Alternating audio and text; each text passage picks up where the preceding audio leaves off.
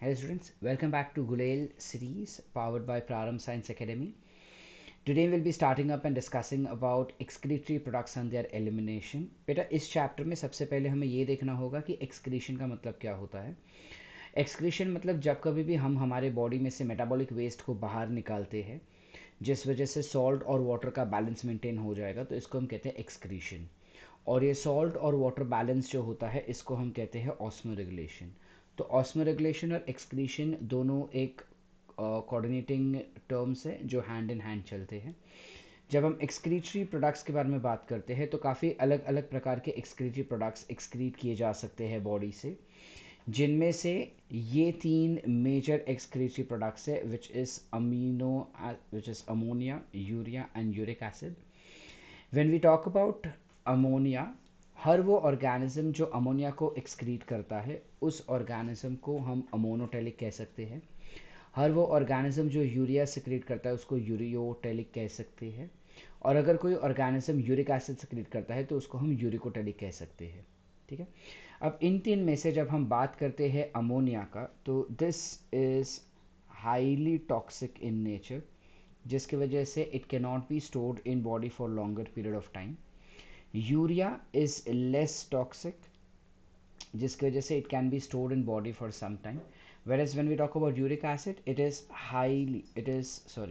least toxic, सबसे कम toxic uric acid होता है, जिस वजह से इसको हमारे बॉडी में हम ज़्यादा देर तक स्टोर कर सकते हैं। ठीक है। तो जब हम अमोनिया के बारे में बात करते हैं, क्योंकि ये हाईली टॉक्सिक है, हाईली टॉक्सिक होने के साथ साथ it is also highly soluble in water, it is highly soluble in water, जिस वजह से इसके एक्सक्रीशन को हमें बहुत ही ज़्यादा पानी लगता है। There is large amount of requirement of water for its excretion, so we can rather take this down, right. So या we can rather take it down. क्योंकि वो हाईली सेल्युबल इन वाटर होता है इसलिए इसके एक्सक्रीशन को ज़्यादा पानी लगता है, जिस वजह से जो नॉर्मल टेरेस्ट्रियल एनिमल्स होते हैं वो इनको एक्सक्रीट नहीं कर सकते। तो जनरली इसको एक्सक्रीट करने वाले एक्वेटिक एनिमल्स ही होते हैं। ठीक है, where in you can have tadpole as an example, और you have invertebrates as an example. ठीक है, they become the example of ammonotelic. Going slightly more ahead, how are they excreted? So they are excreted in the form of ammonium ions itself. इसके अलावा जब हम urea के बारे में बात करते हैं तो urea is less toxic as compared to ammonia, thus it can be stored in body for some time. This is less soluble in water, so is the reason this is less soluble in water, and thus it can be stored in body for some time. So जितने भी land animals है, terrestrial animals है, majority of the terrestrial animals will secrete urea as their chief excretory product, including humans, frog, etc. Ammonia जो होता है उसको urea में convert किया जाता है। हमारे बॉडी में अमोनिया प्रोड्यूस होता है, बट उस अमोनिया को यूरिया में कन्वर्ट किया जाता है with the help of a particular cycle called as ornithine cycle. इस ऑर्निथिन साइकिल की मदद से हमारे बॉडी में अमोनिया को यूरिया में कन्वर्ट कर लिया जाता है और फिर इस यूरिया को बॉडी से एक्सक्रीट कर लिया जाता है। वहीं पे जब हम यूरिकोटेलिक के बारे में बात करेंगे बेटा, तो यूरिकोटेलिक में एग्जैक्टली क्या होता है? This is least toxic in the body, and thus you can store it in your body for a very long time. Also it requires least water for its excretion because it is least soluble, it is very less or insoluble in water, जिस वजह से इसको excrete करने के लिए हमें कम पानी चाहिए। जनरली इसको एक्सक्रीट किया जाता है in the form of paste या फिर पेलेट्स। ठीक है, और यूरिकोटेलिक कौन होंगे? हर वो एनिमल जो डेजर्टेड एरिया में रह सकता है, जैसे स्क्विरल्स हो गए, डेजर्ट स्क्विरल हो गए, डेजर्ट लिजार्ड हो गया, हैव कैमल। ठीक है, there are certain insects like cockroaches and etcetera who can survive without water for a very long time. These all are identified to be as uricotelic in nature. ठीक है, you have a pathway which is called as ionosinic pathway. तो इनके body में क्या scene होता है? इनके body में अमोनिया इज प्रोड्यूस्ड, वो अमोनिया को यूरिया में कन्वर्ट कर लिया जाता है with the help of ornithine pathway. और ये जो ऑर्निथिन पाथवे है, ये ऑर्निथिन साइकिल है, ornithine cycle is for urea synthesis, उससे जब यूरिक एसिड बन जाएगा, इससे जब यूरिक एसिड बनेगा तो यूरिया से यूरिक एसिड बनाने वाला जो पाथवे रहेगा, that pathway is called as ionosinic pathway. Alright. Now, apart from this, there are multiple other excretory products also, like you have bilirubin, biliverdin, you have ornithuric acid, you have benzoic acid. ये सारे अलग अलग chemicals है which has been excreted from the body. Excretory organs कौन से हो सकते हैं? तो पॉरीफेरा से टिनोफोरा जितने भी एनिमल्स हैं उन सब में बॉडी सरफेस से ही एक्सक्रीशन होता है. प्लेटीहेलमिंथस में फ्लेम सेल्स या फिर प्रोटोनेफ्रीडिया से होगा. वेरस जब हम एस्केलमिंथस के बारे में बात करेंगे तो एस्केलमिंथस में प्रोटोनेफ्रीडिया नहीं, दे हैव रेनेट सेल्स या फिर एक्सक्रीटरी पोर जिसके द्वारा एक्सक्रीशन किया जा सकता है.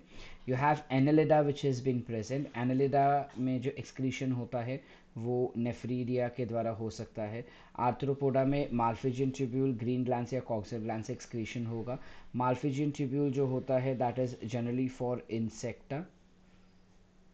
ग्रीन ग्लैंड्स जो होते हैं वो जनरली क्रस्टेशियंस के लिए होते हैं. एंड कॉक्सल ग्लैंड्स जो रहेंगे that will B for आर्किनिड्स.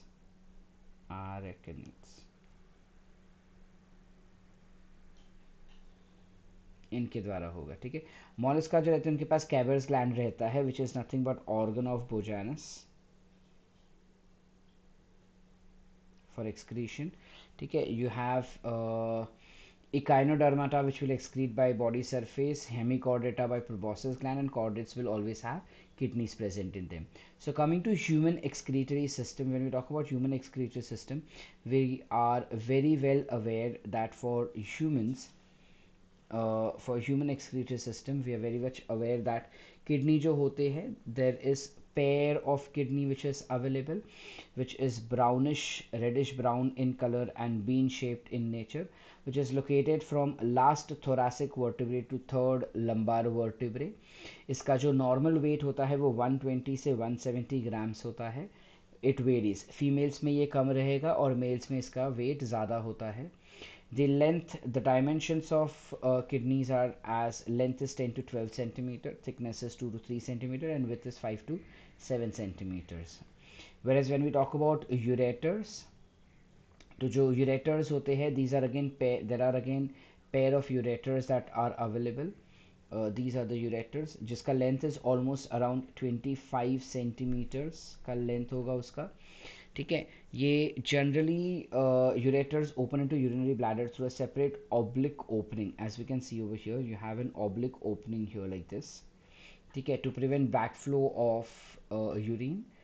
Apart from that, they generally pass or transport urine by peristaltic movement, and they are said to have three coatings, which is external adventitia, middle muscular lesion, and this internal mucosa layer will be present. And the middle muscular layer can further be divided into three more muscles, which is outer and inner will be longitudinal and middle will be circular muscles which are available. All right. When we talk about urinary bladder, these are pyriform sac-like structure, meaning it is pear-shaped in nature, and it is externally lined by detrusor muscle, which is an involuntary muscles, and internally lined by transitional epithelium tissue, also called as urothelium, which has the greater capacity for storage of urine, as these muscles will have the great capacity to stretch. अब scene क्या होता है कि यहाँ पे bladder, and then you have two sphincters, which is urethra will be present over here. Yeah, urethra is not mentioned, so they have urethra which has been present. This urethra का length is different in males and females. जो males होते हैं उसमें it ranges from 15 to 20 centimeters, whereas in females it ranges from 3 to 4 centimeters. Urethra consists of two sphincters. You have inner voluntary sphincters and outer involuntary sphincters, which is ideally wrongly written. You will have inner involuntary sphincters and outer voluntary sphincters. कुछ इस प्रकार से यहाँ पे जो urethra के तरफ, at this particular location, you will have certain sphincters which are present. You have inner sphincters and you will have outer sphincters. तो जो inner sphincters रहता है वो involuntary sphincters होता है. सीन क्या होता है कि in retrosar muscles में there are certain receptors which are placed over here. Generally, this particular urinary bladder has the capacity of 800 ml. It can store up till 800 ml of urine. As soon as urine starts getting filled of 150 ml, you have the urge of micturition, that is urination, begins. ठीक है. So as soon as the quantity becomes 150 ml, ये जो stretch receptors होते हैं वो activate हो जाते हैं because the bladder stretches. और जैसे ही ये activate हो जाते हैं, it goes to the brain and gives the signal, because of which the involuntary sphincters which are present over here, they immediately get activated, and as soon as they get activated, they get opened. Voluntary muscles will get opened voluntarily as and when you will have impulses passed from your brain, voluntary impulse passing from the brain. अब यहाँ पे क्या होता है कि काफ़ी बारी stretch receptors जो है वो उसके सेंसेस खो जाते हैं. मतलब जब हम, मतलब अलग अलग रीजंस होते हैं. जब हम इधर, it can be genetic reasons of course, या फिर अगर हम यूरिन को बहुत for very long time we are keeping in our bladder and not micturating, or if this is happening very frequently, then there are chances that these receptors become senseless. Stretch receptors में senses ही नहीं होगा. जब इस प्रकार का scenario हो जाता है, जब इस प्रकार का सिनेरियो हो जाएगा where the stretch receptors become senseless, then in that case urine will start getting leaked. urinary bladder will not open. ये जो voluntary bladders है वो voluntary sphincters है वो open ही नहीं होगा, और ओपन ना होने की वजह से यूरिन जो है वो ड्रिप बाय ड्रिप लीक होते जाएगा. ठीक है. Are we clear up till here? So that is the drawback of if stretch receptors fail to function. We go ahead in detail to understand about the structure of kidney. So when we talk about kidney, very firstly we need to understand that हमारा जो kidney होता है, it is a retroperitoneal kidney बेटा. Retroperitoneal kidney क्या होता है? अगर ये हमारा, if this is the body that we have, this is the body wall that we have, and this is the alimentary canal, we know that हमारा जो kidney होता है वो हमारे बॉडी के डॉर्सल साइड पे, बॉडी वॉल के dorsal side पे जाके अटैच्ड हो जाता है कुछ ऐसे. और हमें पता है कि you will have mesodermal layer that will be layering to the entire organs like this. अब इसमें क्या होता है कि किडनी को सिर्फ एक ही तरफ से ये लेयरिंग मिलता है, दूसरे तरफ से लेयरिंग नहीं मिलता, जिस वजह से हम हमारे किडनी को रेट्रोपेरिटोनियल किडनी कह सकते हैं, रेट्रोपेरिटोनियल किडनी कह सकते हैं. ठीक है. उसके अलावा we can also identify it to be as metanephric kidney. What do we understand by metanephric kidney? Okay, I will get it, ऊपर लेके आता हूँ इसको. हम इसको मेटानेफ्रिक किडनी भी कह सकते हैं. मेटानेफ्रिक किडनी के मतलब क्या होता है? मेटानेफ्रिक किडनी मतलब हमारे किडनी के अंदर जो नेफ्रॉन्स होते हैं वो हाईली एडवांस्ड नेफ्रॉन्स होते हैं, इसलिए इसको मेटानेफ्रिक किडनीज भी कहा जा सकता है. जब किडनी का बात करते हैं तो पूरा किडनी के बाहर there is a thick covering which is available as we can see, जिसमें capsule is the major layer that we can obtain. However you have three layers, which is innermost will be renal capsule, middle one will be adipose capsule, and outer one will be renal fascia. Renal fascia जो हमको दिख रहा है, that is composed of connective tissue. Renal capsule will be of course of adipose tissue, adipose capsule will be of adipose tissue, and renal capsule that we have is composed of a connective tissue again, but more of it will be composed of squamous epithelial tissue. ठीक है. This is for shock absorption, this is for structural maintenance, and this is just a layering that we observe. हर एक kidney में there is around 1 million nephrons which are present and which become structural and functional unit of kidney. Kidney जो होता है उसको दो part में हम divide कर सकते हैं बेटा। जो बाहर का पार्ट रहता है उसको हम कॉर्टेक्स कहेंगे और अंदर के पार्ट को हम मेड्यूला कहेंगे। हावेवर इस मेड्यूला के अंदर भी बाहर वाला पार्ट काफ़ी घुस जाता है, जिस वजह से मेड्यूला जो रहता है वो पिरामिड शेप में हमको दिखाई देने लगता है। And thus the medulla region of kidney is rather called as medullary pyramid. ठीक है, you rather call it as medullary pyramid, as we can see over here. We identified as medullary pyramid. Now, with this medullary pyramid, if I have to draw the structure and show you correctly, this is how they may look like. ठीक है, तो इनके नीचे के तरफ बेटा कुछ इस प्रकार से there is a tissue that is layered or present, and that tissue is called as renal papillae. You call it to be as renal papillae. We'll label this. This is called as renal papillae, to which you will have calyx-like structure that will arise somewhat like this.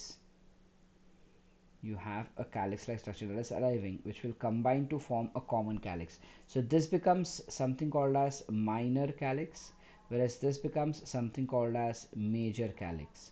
So this minor and major calyx will together combine at a particular location, which is called as renal pelvis, and renal pelvis will further open to ureters through a particular region which is called as hilum. ठीक है, ये जो reason यहाँ पे हमको दिखाई दे रहा है इसको हम हाइलम कहेंगे, जहाँ से यूरेटर स्टार्ट होता है और किडनी को अटैच होता है. So the point of attachment will be called as hilum. ठीक है, at hilum only you will have entry of renal artery and renal veins inside it. ठीक है, अब ये जो कॉर्टेक्स गया है यहाँ पे, this cortex that you see, it forms a column like structure which is called as a renal column or column of Bertini, because Bertini was the scientist to discover this. All right, that's the TS of kidney that we have. We go ahead to understand the structure of nephron.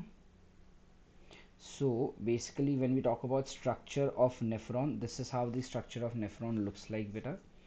Nephron जो होता है ये एक बहुत ही ज़्यादा thin filament structure होता है या थिन ट्यूबुलर स्ट्रक्चर होता है. This entire thing can be divided into glomerulus and uriniferous tubule. Glomerulus जो रहता है that will include of the branches of arteries. Renal arteries जो है वो किडनी के अंदर जाके ब्रांच आउट हो जाती है, और जैसे ही वो ब्रांच आउट हो जाएगी they will form something called as afferent arteriole. They've just misnamed them. This is afferent arteriole and this is efferent arteriole.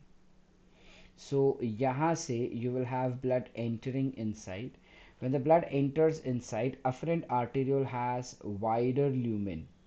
उसका diameter ज़्यादा रहेगा afferent arteriole का, एंड ईफरेंट आर्टेरियल का डायमीटर जो वो छोटा होता है. यानी अंदर जब एंटर करेगा तो ब्लड जो है वो लार्ज क्वांटिटी में एंटर करेगा, और एंटर करने के बाद अफरेंट आर्टेरियल से एंटर करेगा, और एंटर करने के बाद वो ब्रांच हो जाता है इनटू रीनल कैपिलरीज.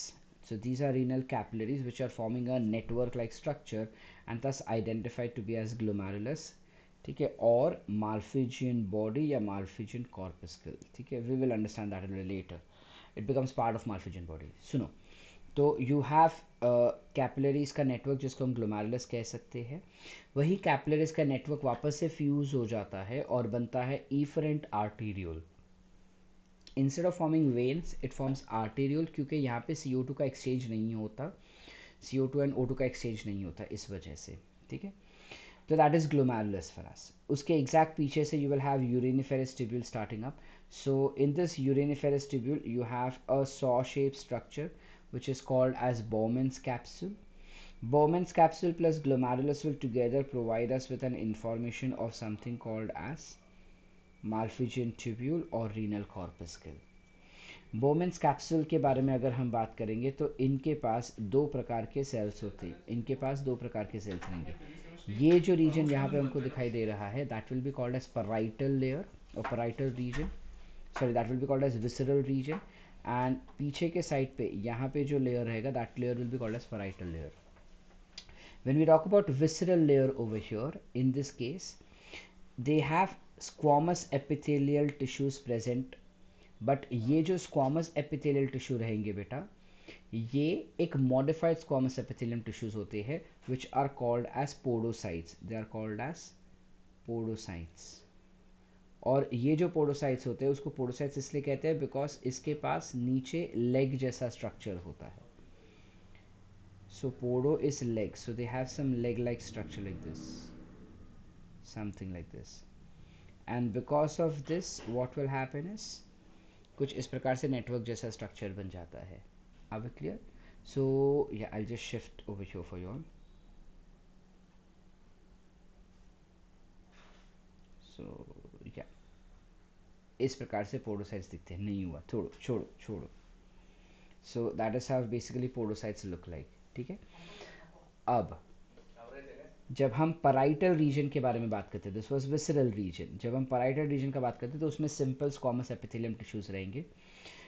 यहाँ पे यूरिन आके गैदर हो जाता है, पूरा फिक्स हो जाता है, और फिल्ट्रेट आके सॉरी, और यही फिल्ट्रेट आगे जाता है to a particular highly convoluted यानी folded structure called as proximal convoluted tubule या फिर PCT.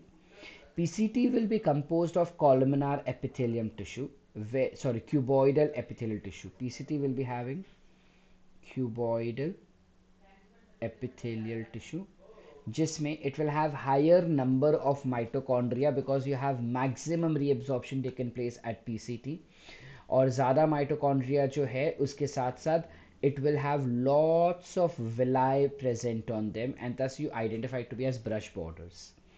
Going down below, you have Henle's loop which is present, that is this becomes Henle's loop.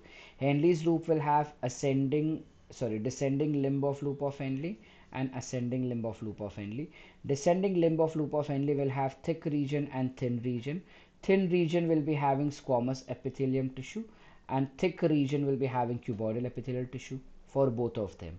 But then the difference is कि जो descending limb का जो हेनलीज loop का जो descending limb का जो थिन रीजन होता है यानी स्क्वामस एपिथेलियम का region, this one is permeable only for water, this is permeable only for water and nothing else, जबकि this region is permeable to all but water, यानी पानी के अलावा सारे आयंस या सारे सल्यूट इसमें रीएब्सॉर्ब हो जाएंगे, बट पानी रीएब्सॉर्ब इसमें होगा नहीं, ठीक है। Going ahead, so that is this is what we are talking about. जैसे ही यहाँ से ऊपर जाते हैं हमारे पास एक और वापस से कॉन्वुलेटेड फोल्डेड ट्यूब आ जाता है जिसको हम कहते हैं distal convoluted tubule, that is nothing but DCT। This will also be composed of cuboidal epithelial tissue, लेकिन इसमें ब्रश बॉर्डर्स थोड़े कम रहेंगे और माइटोकॉन्ड्रिया का कॉन्सेंट्रेशन भी कम रहेगा। ये DCT जो है वो आगे जाके मर्ज हो जाता है एक ट्यूबुलर स्ट्रक्चर से to what you call as collecting duct. This is also composed of cuboidal epithelial tissue, however it will have again similar to DCT, it will have lesser mitochondria and lesser villi present in them। बेटा DCT और collecting duct में जो reabsorption होता है वो हमेशा selective reabsorption होगा, यानी जब अल्डोस्टेरॉन या फिर ADH आएगा या उनका इन्फ्लुएंस होगा सिर्फ तो ही इनमें रीएब्जॉर्प्शन हो पाता है, अदरवाइज इनमें रीएब्जॉर्प्शन होता नहीं है।